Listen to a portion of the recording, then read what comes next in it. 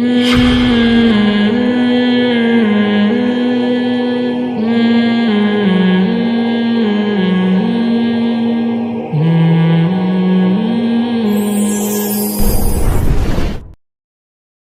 انعام چل رہی ہے. اس صورت میں اللہ نے اپنی قدرت کی بہت ساری نشانیوں کا تذکرہ کیا ہے, بہت ساری.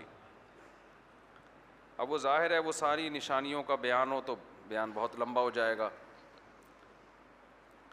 تو اللہ نے شکایت کی ہے اس سورت کی, اس پارے کی ابتدا ایک شکایت سے ہوتی ہے کہ انسان اتنا ضدی ہے کہ ہم نے اپنی نشانیوں کے انبار لگا دیے اس کائنات میں,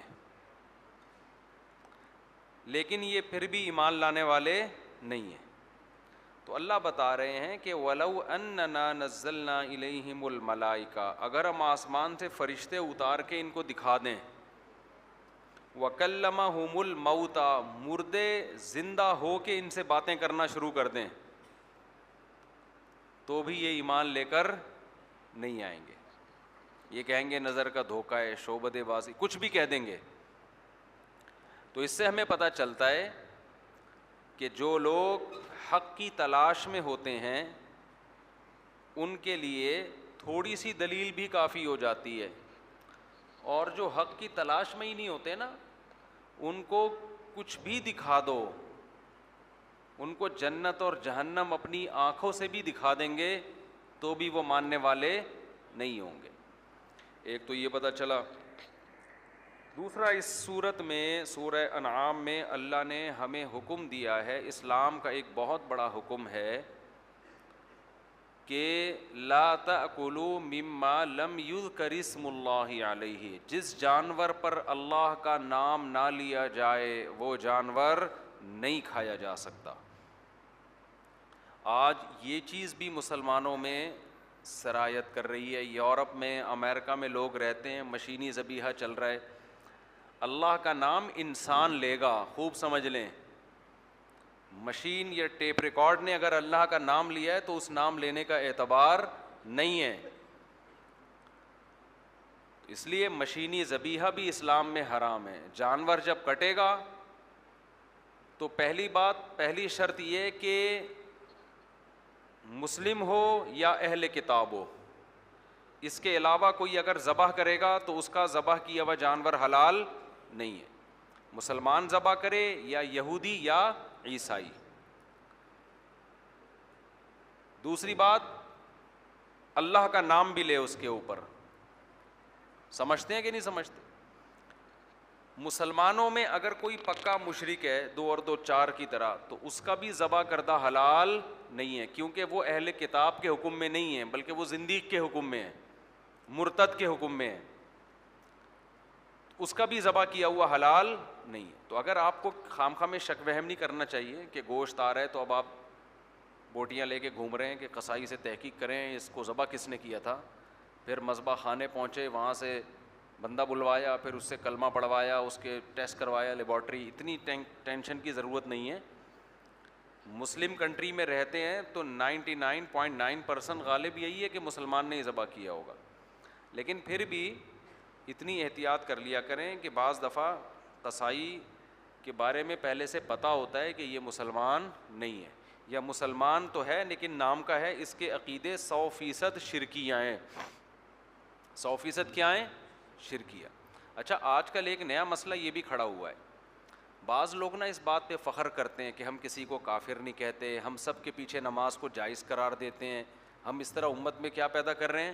جوڑ. دیکھو, ہم تو کسی کو کافر نہیں کہتے, ہم تو سب کے پیچھے نماز کو جائز قرار دیتے ہیں. تو یہ بھی صرف ڈائلاگ ہیں. اگر کسی کے عقیدہ 100% شرکیہ ہے تو اس کو کافر کہنا چاہیے. 100% شرکیہ, اس میں گھما رہا ہے بات کو, تعویل کر رہا ہے, تو پھر شریعت نے احتیاط کا حکم دیا ہے. لیکن 2 اور 2 4 کی طرح ہے. بعض لوگ کہتے ہیں نا, مولانا اشرف علی تھانوی رحمۃ اللہ علیہ نے اپنے نام کا کلمہ پڑھوایا ہے. تو میں کہتا ہوں اگر اپنے نام کا کلمہ پڑھوایا تو 2 اور 2 4 کی طرح بولو کہ وہ اسلام سے خارج ہیں, ختم نبوت کے منکر ہیں. یہ ڈبل پالیسیاں کیوں چل رہی ہیں کہ کلمہ پڑھوایا بھی ہے اور پھر بھی کیا ہیں؟ مسلمان بھی ہیں. تو یا تو پڑھوایا نہیں ہے, آپ غلط الزام لگا رہے ہو, خواب کی باتوں کو آپ جاگتی حالت پر قیاس کر رہے ہو. تو اگر کوئی 2 اور 2 4 کی طرح غلط شرکی عقیدہ رکھتا ہے جس میں تعویل ممکن نہیں ہے تو اس کو کافر ہی کہا جائے گا, اس کو مسلمان کہنے کی پھر اجازت نہیں ہے, کیونکہ اسلام کی ایک باؤنڈری ہے, اس باؤنڈری سے آپ جیسے کسی کو نکال نہیں سکتے تو اس میں اللہ کی پرمیشن کے بغیر انٹری بھی نہیں ہو سکتی. اب لوگوں نے یہ تو کہا ہے کہ اسلام سے کسی کو نکالو نہیں نکالو, لیکن اسلام میں آنے کے لیے بھی کچھ شرطیں ہیں. کوئی خود ہی نکل رہا ہے تو ہم نہیں نکال رہے اس کو, وہ خود ہی عقیدے شرکیہ کر کے اگر نکل گیا ہے تو ہم تو بتائیں گے بھائی جس کے یہ عقیدے ہیں وہ اسلام سے کیا ہے, خارج ہے. تبھی تو قادیانیوں کو ہم کافر کہتے ہیں, حالانکہ وہ ہمارے نبی کی نبوت پہ بھی ایمان رکھتے ہیں, آخرت پر بھی, فرشتوں پر بھی, جنات پر بھی, جنت پر بھی, جہنم پر بھی. لیکن انہوں نے کہا کہ مرزا کو نبی مانا, جھوٹے شخص کو. سارے علماء کا متفقہ فتویٰ ہے کہ بھائی قادیانیہ کو اسلام سے کوئی تعلق نہیں. تو ایسے ہی ختم نبوت کا انکار کرنے سے جیسے انسان کافر ہوتا ہے, ایسے ہی شرکیہ عقیدہ رکھنے سے بھی انسان کافر ہو جاتا ہے. کوئی اللہ کے نبی کو حاضر ناظر, مشکل کشا, حاجت روا مانے اور یہ کہ اللہ نے آپ کو بھی اختیارات دے رکھے ہیں, تو یہ تو بالکل وہی شرک ہے جو نبی کے دور میں ہوا کرتا تھا, جو بتوں کے بارے میں وہ عقیدہ رکھتے تھے. تو اس لیے ہاں اس میں جلد بازی جائز نہیں ہے, جس حد تک تعویل ممکن ہے اس کی تعویل کی جائے گی. تو اب یہاں بھی خوب سمجھ لیں کہ اگر کسی کا عقیدہ 100% شرکیہ ہے تو چاہے وہ اتنی بڑی داڑھی ہو, کتنا تہجد کا نشان ہو, اس کا ذبح کردہ جانور حلال نہیں ہے, اس سے نکاح کرنا جائز نہیں ہے, اس کے پیچھے نماز بھی جائز نہیں ہے, نماز نہیں ہوگی. تو امت میں جوڑ پیدا کرنے کے لیے اتنا جوڑنا کہ دین ہی کا بیڑا غرق ہونا شروع ہو جائے. اب اگر کوئی کہ قادیانیوں سے بھی جوڑ پیدا کرو تاکہ امت میں جوڑ پیدا ہو, ان کے پیچھے بھی نمازیں شروع کر دو, تو بھائی ایسے جوڑ سے توڑ ہی بہتر ہے, ٹھیک ہے نا. ایک باؤنڈری ہے اسلام کی, اس کو تھوڑی کراس کیا جائے گا. تو 100% اگر غالب گمان ہے یا یقین ہے کہ تو پھر اس کے پیچھے نماز نہیں پڑھنی چاہیے اگر کسی کا عقیدہ آپ کو پتہ ہے کہ یہ کیا ہے, شرک ہے. لیکن وہم نہ کریں خام خواہ میں اس میں. اچھا لبرل لوگ کہتے ہیں یہ مولویوں نے یوں کیا ہوا ہے, یہ مولوی ایک دوسرے کو کافر قرار دیتے ہیں, یہ مولوی یوں کرتے ہیں, یہ تو بھائی جو غلط بات ہوگی اس کو غلط کہا جائے گا, جو صحیح بات ہوگی اس کو صحیح کہا جائے گا. اب 2 آدمی لڑ رہے ہیں, آپ دونوں کو کہہ رہے ہیں یہ دونوں لڑ رہے ہیں, بھائی ہو سکتا ہے ایک صحیح لڑ رہا ہو, دوسرا غلط لڑ رہا ہو, تو اس میں تجزیہ کیا جائے گا نا, تجزیہ کیا جائے گا کہ ان میں صحیح کون ہے اور غلط کون ہے. آج کل لوگوں کو ایک نعرہ ہے کہ دیکھو مولوی آپس میں کتنا لڑتے ہیں, یہ سارے غلط ہیں. دیکھو دیوبندی بریلوی لڑ رہے ہیں تو یہ دونوں غلط ہیں, یہ دیکھو اہل حدیث دیوبندی لڑ رہے ہیں تو یہ تینوں غلط ہے. یہ دیکھو بھئی آپ بھی تو لڑ رہے ہیں ان سب سے, یہ تینوں آپس میں لڑ رہے ہیں اور آپ ان تینوں سے لڑ رہے ہیں, تو پھر آپ بھی غلط ہو گئے, پھر چاروں ہی غلط ہو گئے. صحیح کون ہے دنیا میں پھر؟ تو صحیح تو پھر کچھ دال چاول کے لیے 2-4 آدمی بچیں گے جو جنت میں دال چاول کھائیں گے. تو پہلا حکم, اچھا اب میں جلدی اس کے احکام بیان کر دوں. مسلمان ہونا ضروری ہے یا یہودی ہونا یا عیسائی ہونا؟ وہ ذبح کرے گا اور اللہ کا نام لے گا تو وہ ذبح ہمارے لیے حلال. اگر اچھا ذبح کرنے کے لیے ضروری ہے کسی الگ آلے سے ذبح کرے, وہ کسی نے اپنے دانت سے کاٹ دی جانور کی گردن, وہ حلال نہیں ہے. کیونکہ بعض ایسی ڈاکومنٹریز آتی ہیں مرغی پکڑی اور دانت سے اس کو ذبح کر دیا, تو یہ حرام ہو جائے گی بالکل. الگ سے کوئی چاقو ہونا چاہیے. اسی طرح اپنے ہی ناخن سے اس کا گلا کاٹ دیا تو بھی حلال نہیں ہے, حرام ہے. الگ سے کوئی آلہ ہونا چاہیے, آپ کی باڈی سے الگ ہو کوئی, سمجھتے ہو؟ کیونکہ پچھلے صورت میں اللہ نے بیان کیا والمنخنقۃ والموقوذۃ والمتردیۃ والنطیحۃ, 4 قسم کے جانور اللہ نے حرام قرار دیے ہیں. جو گلا گھونٹ کے مارے جائیں, جو جانور دوسرے جانور کو سینگ مارے اور یہ جانور مر جائے, یہ بھی آپ کے لیے کیا ہے؟ حرام ہے, چاہے سارا خون بہہ جائے اس کا. والمتردیۃ, جو بلندی سے گر کے مر جائے. والنطیحۃ, جس کو دوسرے نے سینگ مارا. والموقوذۃ, جس کو پتھر سے مارا جائے. اس سے پتہ چلتا ہے کہ خوب زور سے آپ نے بسم اللہ اللہ اکبر پڑھ کے جانور کو زور سے پتھر مارا اور جانور مر گیا, وہ جانور اللہ کا نام لینے کے باوجود بھی حلال نہیں ہے۔ اب اس سے خوب سمجھ لیں گولی کا شکار حلال ہے یا نہیں ہے، یہاں سے مسئلہ واضح ہوگا۔ دیکھو گولی جب جانور کے جا کے لگتی ہے، تیر کا شکار حلال ہے، تیر کا، اگر آپ نے جانور پہ تیر مارا، ارطغرل کا ڈرامہ دیکھ کے بسم اللہ اللہ اکبر پڑھ کے آپ نے مارا تیر جا کے ہو گیا اس کے پیوست، شریعت کہتی ہے فوراً جانور کی طرف بھاگو اور جا کے اس کو ذبح کرو، لیکن آپ بھاگے اور ذبح کرنے سے پہلے ہی اس کا انا للہ ہو گیا تو بھی جانور کیا ہے، حلال ہے۔ آپ کو چونکہ ذبح کا موقع نہیں ملا، لیکن یہ حلال ہے تیر کا، کیونکہ تیر میں دھار ہوتی ہے، اس کو موقوذہ نہیں کہتے، موقوذہ کہتے ہیں جو پتھر کی وجہ سے ہلاک ہوا ہو، تو اس کو کہتے ہیں وہ آلہ جس میں کیا ہو، آگے دھار ہو۔ تیر ہے، جانور قابو میں نہیں آ رہا تھا، آپ نے بسم اللہ اللہ اکبر پڑھ کے چاقو مارا، اس کے زور سے کھینچ کے مارا اور چاقو جا کے اس کے لگا، شریعت آپ کو حکم دیتی ہے فوراً بھاگو، اس کے مرنے سے پہلے اس کو کیا کر لو، ذبح۔ لیکن آپ نے سستی نہیں دکھائی، آپ بھاگے مگر جانور پہلے ہی ٹھنڈا ہو گیا تو بھی آپ کے لیے وہ جانور کیا ہے، حلال ہے۔ اسی طرح اللہ نے اس سے پہلی صورت میں جہاں یہ 4 جانور حرام قرار دیے نا، ان میں یہ بھی بتایا کہ جو شکاری کتا جس کو تم نے سدھایا ہوا والمکلبین، اس کتے کو بھی اگر تم شکار پہ اللہ کا نام لے کے چھوڑتے ہو اور وہ کتا ما امسکنا علیکم تمہارے لیے شکار کرتا ہے،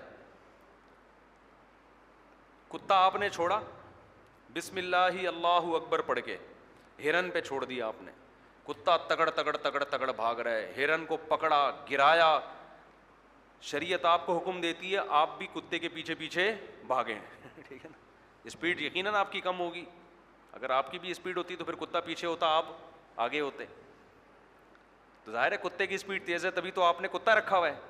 کتا اسپیڈ سے بھاگا اور اس نے ہرن کو دبوچ لیا، دبوچنے کے بعد وہ کتا اس ہرن کو پکڑ کے آپ کی خدمت میں پیش کر رہا ہے، شریعت حکم دیتی ہے جلد سے جلد جا کے اس کو کیا کر دو، ذبح، لیکن ذبح کرنے سے پہلے اس ہرن کی جان نکل گئی تو بھی وہ ہرن آپ کے لیے حلال ہے، کیونکہ کتا بھی آلہ جار ہے، کیونکہ نوکیلے دانت ہوتے ہیں نا دھار والے، تو وہ بھی چاقو اور تیر ہی کے حکم میں ہے، سمجھتے ہیں، لیکن شرط یہ ہے کہ کتے کو سدھایا ہوا ہو، اور یہ شرطیں فقہاء نے قرآن کی آیتوں سے ہی نکالی ہیں، کیونکہ اگر کتا ٹرینڈ نہیں ہے تو وہ بھاگا، ٹرینڈ نہ ہونے کی علامت یہ ہے کہ اگر اس نے ایک بوٹی بھی خود کھا لی نا اس میں سے تو وہ جانور پورا آپ کے لیے کیا ہو جائے گا، حرام۔ دیکھو کتنی اسلام میں انسان کی عظمت کا خیال کیا گیا ہے کہ جانور کتے نے اپنے لیے شکار کیا ہے، تم اس جانور کو نہیں کھا سکتے، یہ انسان نہیں، یہ درندگی ہے، جانوروں کا بچاوا کھا رہے ہو تم وہاں بیٹھ کے۔ ہم نے دیکھا ہے تنزانیہ کے جنگلوں میں نا شیر اپنے لیے شکار کرتا ہے، وہاں کے جنگلی لوگ آ کے اس کو اٹھا کے لے جاتے ہیں، یہ انسان کی انسانیت کے بھی خلاف ہے کہ جانور نے شکار کیا کھا رہا ہے، آپ اس کو بھگایا، چل بے ہٹ یہاں سے۔ تو قرآن نے کیا بیان کیا، ما امسکنا علیکم، کتے نے تمہارے لیے شکار کیا ہو، تو اس کی علامت یہ ہے کہ اگر خود اس میں سے ایک بوٹی بھی کھا لی اس نے تو اس کی علامت ہے کہ اب اس میں کنفیوژن پیدا ہو گئی ہے، اب یہ مشکوک ہو گیا ہے، تو اب آپ اس کو نہیں کھا سکتے۔ تو سدھایا ہوا کتا آپ کا آلہ کہلائے گا، یعنی گویا آپ کا تیر ہے جو آپ نے پھینکا ہے، سمجھتے ہو؟ تو اب اچھا، اسی طرح ایک شکار ہوتا ہے باز کے ذریعے شکار کیا جاتا ہے، جو شکاری پرندے ہوتے ہیں، باز کو اگر آپ نے کسی جانور پہ چھوڑا بسم اللہ اللہ اکبر کہہ کے، کسی بھی پرندے پہ چھوڑ دیا، حلال پرندے پہ، باز اس کو پکڑ کے لے آیا آپ کے لیے، تو ذبح کرنے کا موقع اگر آپ کو نہیں ملا تو وہ بھی آپ کے لیے کیا ہے، حلال ہے، کیونکہ اس کی جو چونچ ہے نا وہ بھی چھری کی طرح ہوتی ہے، بلیڈ کا کام کرتی ہے، سمجھتے ہیں؟ لیکن فقہاء نے بیان کی ہے باز اگر اس میں سے خود بھی کھا لے گا تو بھی آپ کے لیے حلال ہوگا، وجہ اس کی یہ کہ باز کو یہ ٹریننگ دینا 100% ممکن نہیں ہے کہ خود نہ کھائے وہ، کتے کو تو طبیعت سے دھو دو گے وہ سمجھ جائے گا نا, ایک دفعہ کھا لیا دھو دو طبیعت سے. باز کو طبیعت سے دھو نہیں سکتے, وہ اتنا چھوٹا سا ہوتا ہے کہ اس کو 2 چماٹے لگائے تو خطرہ ہے کہ مر ہی نہ جائے وہ. اب رہا شکار, یہ میں اس لیے بتا رہا ہوں کہ شکار کے کتے آپ پال سکتے ہیں, ویسے خامخواہ میں کتا پالنا اسلام میں جائز نہیں ہے. نبی نے فرمایا جس نے کتا پالا روزانہ اس کے اعمال سے 1 قیراط اجر کم ہوتا چلا جائے گا, اس کی نیکیاں میزان کے ترازو میں روز ڈیلی کے حساب سے کم ہوتی چلی جائیں گی. تو بلا وجہ کتے مت پالا کرو, شکار کے لیے پالو یا حفاظت کے لیے. بعض لوگ پرندے پالتے ہیں تو چھت پہ کتے رکھنے پڑتے ہیں, کیونکہ ڈاکو ماکو لوگ چور آتے ہیں چھت پہ سے.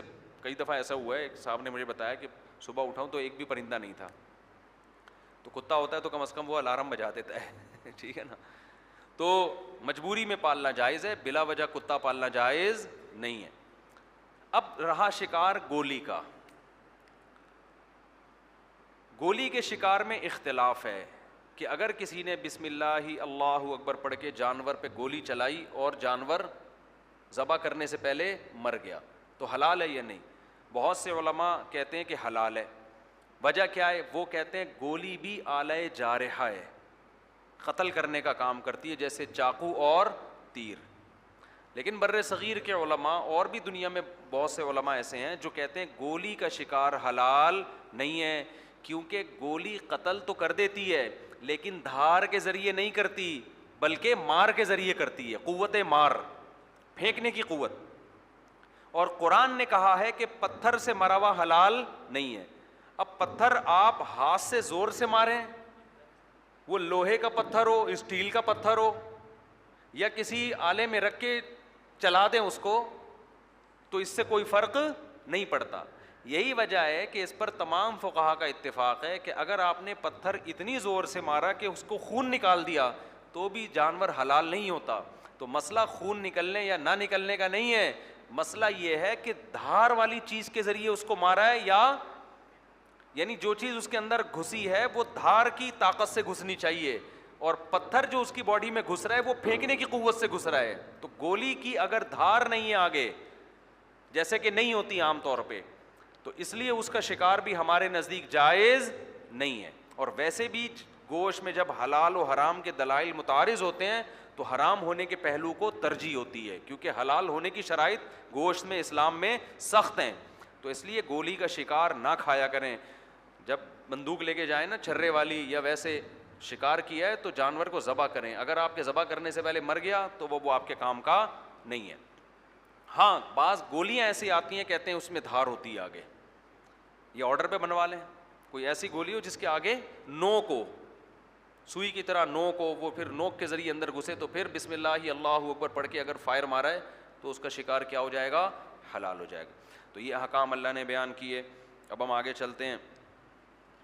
تو میں یہ عرض کر رہا تھا بھائی یورپ میں امریکہ میں جو لوگ رہتے ہیں مشینی ذبیحہ نہ کھایا کریں. اچھا اسلامی ملک میں رہتے ہیں تو سب کو پتہ ہے کہ لوگ ذبح کرتے ہیں اللہ کا نام لے کے, تو یہاں گوشت کے بارے میں تحقیق کرنا ضروری نہیں ہے.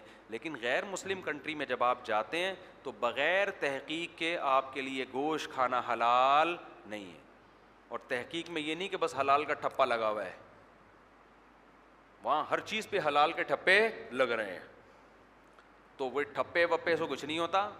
آج کل لبرل مولانا بھی مارکیٹ میں بہت آ گئے ہیں, وہ حلال کا سرٹیفکیٹ ویسے ہی ان کو پکڑا دیتے ہیں, اور وہ تو ان کا تو مذہب میں ہی اتنی وسعتیں ہیں. تو پراپر طریقے سے جب بھی کسی کنٹری میں جائیں تھوڑا تحقیق کریں, مذبح خانہ جا کے دیکھیں, تھوڑا ریسرچ کریں, کچھ اللہ کی خاطر قربانی دیں. تو جب تک آپ کو یقین نہیں ہو جاتا اس وقت تک ویجیٹیرین بنے رہیں, آلو پیاز ٹماٹر پہ گزارا کریں. سمجھتے ہو؟ تو ایسا نہیں کھا لیا کریں حرام. اللہ نے ان آیتوں میں صاف طور پر منع کیا, اس کو فسق قرار دیا ہے.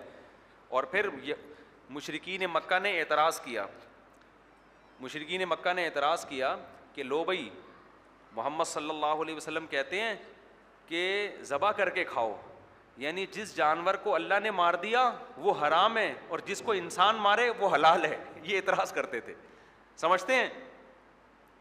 تو اس اعتراض کا قرآن نے جواب نہیں دیا, بلکہ قرآن نے کہا کہ یہ شیاطین اور جنات ہے نا, ایسی بیہودہ باتیں اپنے دوستوں کو سکھاتے ہیں.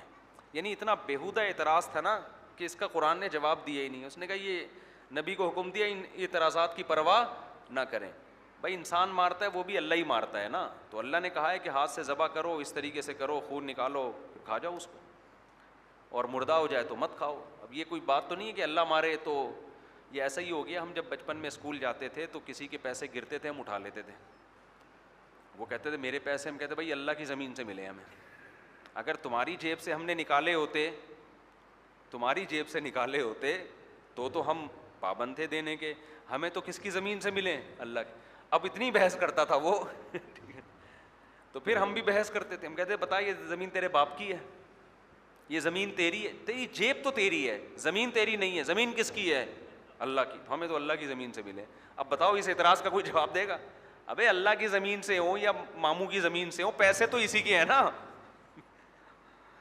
تو ایسے ہی مشرکین مکہ یہ اعتراض کیا کرتے تھے کہ واہ بھائی واہ, جس جانور کو اللہ مار دے وہ حرام, جس کو انسان مارے وہ کیا ہے؟ حلال ہے. تو اللہ نے کہا کہ یہ شیطان ہے, ان کو اس قسم کی فضول باتیں سکھاتے ہیں, تو ان کی اطاعت مت کرو.